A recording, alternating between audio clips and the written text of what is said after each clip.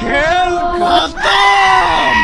मेरा muscle tendon तो 36 घंटे में रिकवर हो जाता है, चाहे उसकी मर्जी हो या ना हो। इस वजह से तुम्हारे शोल्डर पे और एल्बो पे दर्द होता है। अगर तुम अपने टेंडन को इग्नोर करते हो, तुम्हें पता भी नहीं चलेगा कब तुम्हारी माइनर इंजरी तुम्हें सालों तक बिस्तर पे लिटा सकती है। मुझे इंस्टाग्राम पे हजारों वीडियोस देखने को मिले जहाँ पर वो लोग करेक्ट फॉर्म के साथ वर्कआउट करते हुए भी उनको इंजरी हुआ और एक इंजरी उनका पूरा लाइफ बर्बाद कर दिया। आपने भी सोचा होगा कि आप जिम में इतने सारे वेट्स मान लेते हो, लेकिन घर आते टाइम जब आपकी मम्मी एक बॉटल ओपन करने को देती है, आप वो नहीं कर पाते। हमारा टेंडन एक कनेक्टिव टिश्यू है जो हमारे बोन से हमारे मसल को ज्वाइन रखती है। आपके टेंडन का काम भी लिगामेंट और फैसा की तरह ही होता है। टेंडन का काम होता है आपके बोन टू बोन को कनेक्ट करके रखना और फैसा का काम होता है मसल से मसल को कनेक्ट करके रखना। क्योंकि जब आपका मसल काम करता है, उसका सारा फोर्स कहीं ना कहीं जाता है और वो जाता है आपके टेंडन में। मतलब अगर आप 30 kg का बाइसेप कर्ल कर रहे हो तो वहाँ पर सिर्फ आपका मसल नहीं, आपका लिगामेंट और टेंडन भी काम कर रहा है। अगर आपका टेंडन हर चीज पे काम करता है तो ऑब्वियस सी बात है आपका टेंडन बहुत ही स्ट्रॉन्ग होगा। हमारा टेंडन बंडल से बना होता है और उस बंडल के अंदर और एक छोटा सा बंडल होता है और उसके अंदर और एक छोटा बंडल होता है। ऐसे ही अंदर जाते जाते हमारे लास्ट में कोलेजन फाइबर्स होते हैं। एक हेल्दी टेंडन हमेशा बंडल पे रहता है, लाइन अप रहता है, एक दूसरे से पैरेलल रहता है। इस वजह से हमारे टेंडन का स्ट्रेंथ बढ़ता है। एग्जाम्पल के लिए अगर आपको एक लकड़ी दिया जाए तो आप उसे तोड़ दोगे, लेकिन जैसे लकड़ी का क्वांटिटी आप बढ़ाते जाओगे, जैसे 10-20, आप उसको तोड़ नहीं पाओगे, वो आपसे मुश्किल होता जाएगा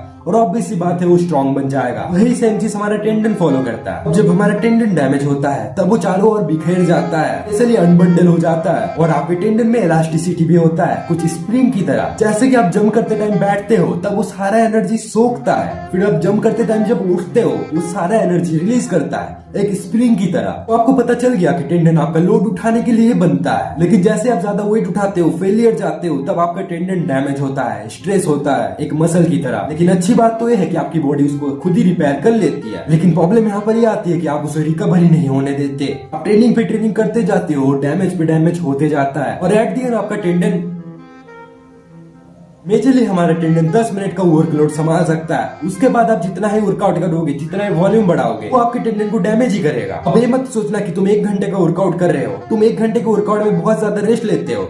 ओवरऑल देखा जाए तो तुम 10 से 15 मिनट ही वर्कआउट कर रहे होते हो। वर्कआउट करने के बाद आपका अगर टेंडन दर्द होता है तो रिकवर हो रहा है। तो बस आपको इतना ध्यान रखना है कि वर्कआउट के बाद आपको उसको रिकवर होने देना है। ऐसा नहीं कि आप फिर से ट्रेनिंग करने लग जाओ और आपका टेंडन फिर से डैमेज हो जाएगा। और ऐसा जब आप रिपीट करते जाओगे तब आपको बड़ी इंजरी हो सकती है। अब बात करते हैं एक्चुअली आपके टेंडन को कितना टाइम लगता है हील होने में। मैक्सिमम हील होने में 4 से 5 दिन लगते हैं। मैं कल ही बाइसेप कर्ल करके आया हूँ। अब मेरा टेंडन पूरा डैमेज है, इसको रिकवर होने में 4 से 5 दिन लगेंगे। यहाँ पर अलग अलग फैक्टर भी आता है, जैसे कि हमारे मसल अलग अलग टाइम पे रिकवर होता है। लेग को रिकवर होने में 1 हफ्ता लगता है, लेकिन हमारा बाइसेप 3 दिन में रिकवर हो जाता है। वैसा टेंडन के साथ भी होता है। आपका लोअर बैक के टेंडन को रिकवर होने में बहुत ज्यादा टाइम लगता है, लेकिन आपके एब्स के टेंडन को रिकवर होने में ज्यादा टाइम नहीं लगता। अब आपका टेंडन इसलिए भी डैमेज होता है क्योंकि आप करेक्ट फॉर्म के साथ वर्कआउट नहीं करते। आप करते हो डेडलिफ्ट पे ईगो लिफ्टिंग, तो आपके टेंडन को पूरा डैमेज करता है। और एक रीजन है डैमेज होने का, जैसे कि आप प्रोग्रेस बाय प्रोग्रेस नहीं चलते। मान के चलो आज आपने पुशअप सीखा, ठीक है, पुशअप के बाद आता है आर्चर पुशअप, डायमंड पुशअप, सबको आपने इग्नोर करके वन हैंड पुशअप पे चले गए, तो इस वजह से भी इंजरी होता है हम लोगों को। अब मैं जो बोलने वाला हूँ इसको ध्यान से सुनना क्योंकि ये बहुत ही ज्यादा इंपॉर्टेंट है।